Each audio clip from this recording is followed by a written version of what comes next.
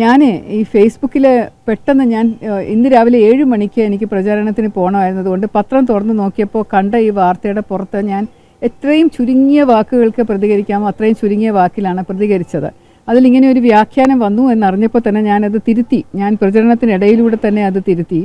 ഞാൻ ഇരയ്ക്കൊപ്പം തന്നെയാണ് എപ്പോഴും. ഞാൻ എപ്പോഴും അതിജീവിതയ്ക്കൊപ്പമാണ്. എല്ലാ കേസുകളിലും അങ്ങനെ തന്നെയാണ്. ഇപ്പോൾ കേസുകൾ എന്തുണ്ടായാലും ഞാൻ വിക്ടിംസിനെ സപ്പോർട്ട് ചെയ്ത് നിൽക്കുന്ന ഒരു IPS ഓഫീസറാണ്. ഒരു സ്ത്രീ എന്നുള്ള നിലയിൽ, ഒരു അമ്മ എന്നുള്ള നിലയിൽ, ഒരു ഇപ്പോൾ ഒരു എന്താണ് മകൾ എന്നുള്ള നിലയിലെല്ലാം എനിക്കിത് നല്ലപോലെ മനസ്സിലാവും. അതുകൊണ്ട് ഞാൻ എപ്പോഴും ഇരയ്ക്കൊപ്പമാണ് എന്നുള്ളത് ഒന്ന് വ്യക്തത വരുത്താൻ വേണ്ടിയിട്ട് അത് തിരുത്തിയിട്ടുണ്ട്. ഇതിനു മുമ്പും ഞാൻ ഫേസ്ബുക്കും യൂട്യൂബും പോസ്റ്റ് ഇട്ടതിനകത്ത് എപ്പോഴും ഞാൻ സ്ത്രീകൾക്കൊപ്പമാണ്.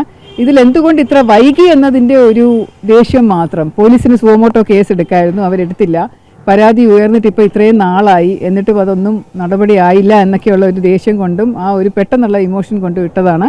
ഇങ്ങനെ ഒരു ഇരയ്ക്കൊപ്പം എന്നുള്ള എഴുതാതെ പോയി എന്നുള്ള ഇങ്ങനെ ഒരു ഇത് വന്നപ്പോൾ ഞാനത് തിരുത്തിയായിരുന്നു. പക്ഷെ താങ്കൾ അതിൻ്റെ ഒരു ഇതിൻ്റെ ടൈമിങ്, അതായത് ഈ പരാതി കൊണ്ട് ഇത്ര വൈകി, അത് മാത്രമല്ല മുഖ്യമന്ത്രിക്ക് എന്തിനു കൊടുത്തു, ഈ രണ്ട് കാര്യങ്ങൾ താങ്കളുടെ ആ നിലപാടത്തിൽ ഉറച്ചിരിക്കുകയാണ്. ഈ ടൈമിംഗ് ഒരു പ്രശ്നമാണോ? അല്ല, ഒന്നും കൂടെ ഒന്ന് തിരുത്തിയ ഫേസ്ബുക്ക് നോക്കൂ. ഞാൻ അത് മാറ്റിയിട്ടില്ല.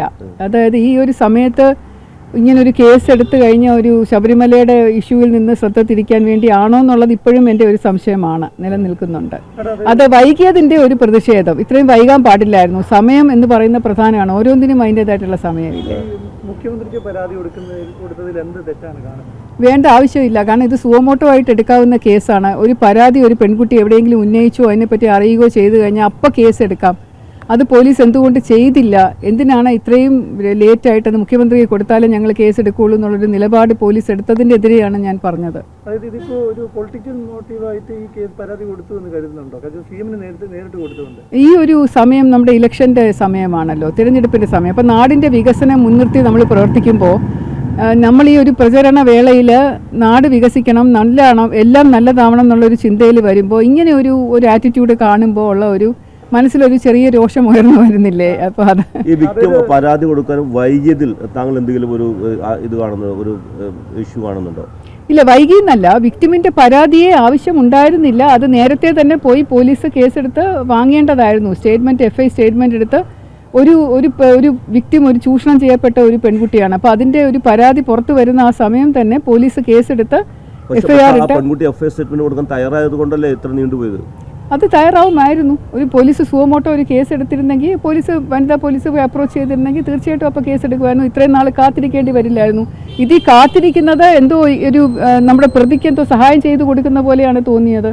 അയാൾ ഓടി വിളിക്കാനും ഫോൺ ഓഫ് ചെയ്തിട്ട് പോകാനും മുൻകൂർ ജാമ്യാപേക്ഷ സമർപ്പിക്കാനും സഹായം കൊടുക്കുന്ന പോലെയുള്ളൊരു നടപടിയായിട്ട് തോന്നി. അതുകൊണ്ടാണ് അതിൽ പ്രതിഷേധിച്ചത്. പരാതിക്കാരി പോലീസ് പലവട്ടം സമീപിച്ചിട്ട് അവർ തയ്യാറായിരുന്നില്ല. ഇപ്പോൾ അവർ തയ്യാറായത് ഇരയ്ക്കൊപ്പമാണെന്ന് മാഡം പറയുമ്പോഴും ഇപ്പോൾ അവർ തയ്യാറായത് എന്തെങ്കിലും ഒരു പൊളിറ്റിക്കൽ സമ്മർദ്ദത്തിന്റെ ഭാഗമായിട്ടാണ് എന്ന് കരുതുന്നുണ്ട്? ഇല്ല, അത് തയ്യാറായല്ലോ എന്നതിലൊരു സമാധാനമേ ഉള്ളൂ. ഇപ്പോഴെങ്കിലും ആ കുട്ടി തയ്യാറായിട്ട് മുന്നോട്ട് വന്നല്ലോ, ഇനിയെങ്കിലും നീതിയും ന്യായവും നടപ്പാവട്ടെ. ഇപ്പോഴും ഈ കേസ് രാഷ്ട്രീയ ലാഭത്തിന് വേണ്ടി ചിലർ ഉപയോഗിക്കുന്നു തോന്നുന്നുണ്ടോ? അതെനിക്കറിയില്ല.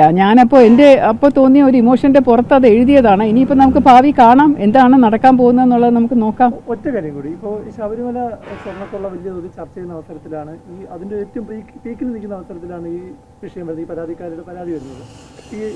അത് മറക്കാനല്ല, ഈ ശബരിമലയിലെ സ്വർണ്ണക്കൊള്ള വലിയ പമ്പന്മാരിലേക്ക് പോകാതിരിക്കാനുള്ള ഒരു നീക്കം എന്തുകൊണ്ട് മാഡം സംശയിക്കുന്നു? അത് ഞാൻ മാത്രമല്ല, എനിക്ക് തോന്നുന്നു പലരും ആ ഒരു സംശയം ഉണ്ടാവാൻ സാധ്യതയുണ്ട്. കാരണം ശബരിമലയുടെ അന്വേഷണം നല്ല രീതിയിൽ പുരോഗമിച്ചുകൊണ്ടിരിക്കുന്നു. ഒരുപാട് പേരെ അറസ്റ്റ് ചെയ്തു. ഇനിയിപ്പോൾ അറസ്റ്റ് മുഖ്യനിലേക്ക് നീങ്ങിയേക്കാം എന്നൊക്കെയുള്ള ഒരു സാഹചര്യം നിലവിൽ നിൽക്കുമ്പോൾ ഇനിയിപ്പം പത്രമാധ്യമക്കാർ അതൊക്കെ ചർച്ച ചെയ്യുമോ, ഇനിയിപ്പോൾ ഇതിൻ്റെ പുറകെ ആയി പോവില്ലേ എന്നൊക്കെയുള്ള ഒരു ആശങ്ക ജനങ്ങളെ പോലെ തന്നെ എനിക്കും തോന്നി. ഈ പരാതി വന്ന ഘട്ടത്തിൽ കോൺഗ്രസ് ഉന്നയിക്കുന്ന പ്രധാനപ്പെട്ട വിഷയം ഇതാണ്, സ്വർണ്ണക്കൊള്ള മറയ്ക്കാൻ വേണ്ടി കൊണ്ടുവന്ന പരാതിയാണിതെന്നുള്ളതാണ്. അതിൻ്റെ അല്ല, അത് കോൺഗ്രസ് എന്നല്ല, ഒരു സാധാരണ ഒരു സിറ്റിസൺ, ഒരു പൗര അല്ലെങ്കിൽ ഒരു വനിത എന്നുള്ള നിലയിൽ നമുക്കും അങ്ങനെ. ഇപ്പോൾ ശബരിമല കൊള്ളാന്ന് പറയുന്നത് സമൂഹത്തെ മനസാക്ഷിയാകെ ഞെട്ടിപ്പിച്ചിരിക്കുന്ന ഒരു കാര്യമാണ്. അപ്പോൾ അതിൻ്റെ അന്വേഷണം നല്ലപോലെ നടക്കണം. ഈ ഒരു സംഭവത്തിൻ്റെ പുറകെ പോയി കഴിഞ്ഞാൽ അതിൻ്റെ ഒരു ഭാവി അന്വേഷണം എന്തെങ്കിലും തടസ്സപ്പെടുമോ എന്നുള്ള ഒരു ആശങ്ക മാത്രമാണ് പങ്കുവച്ചത്. ഇരയ്ക്കൊപ്പമാണ് എന്നുള്ള കാര്യത്തിൽ ക്ലാരിറ്റി വരുത്തുന്നതിനൊപ്പം നേരത്തെ പറഞ്ഞ പോസ്റ്റിൽ പറഞ്ഞ എല്ലാ കാര്യത്തിലും ഉറച്ചു നിൽക്കുന്നു. പോസ്റ്റ് ഒന്നും കൂടെ ഒന്ന് വായിച്ചു നോക്കൂ. ഞാനത് തിരുത്തി എഴുതിയപ്പോൾ ഇരയ്ക്കൊപ്പം എന്നുള്ളത് ഞാൻ ആവർത്തിക്കാൻ വിട്ടുപോയി. ഞാൻ നേരത്തെ പറഞ്ഞതാണ്.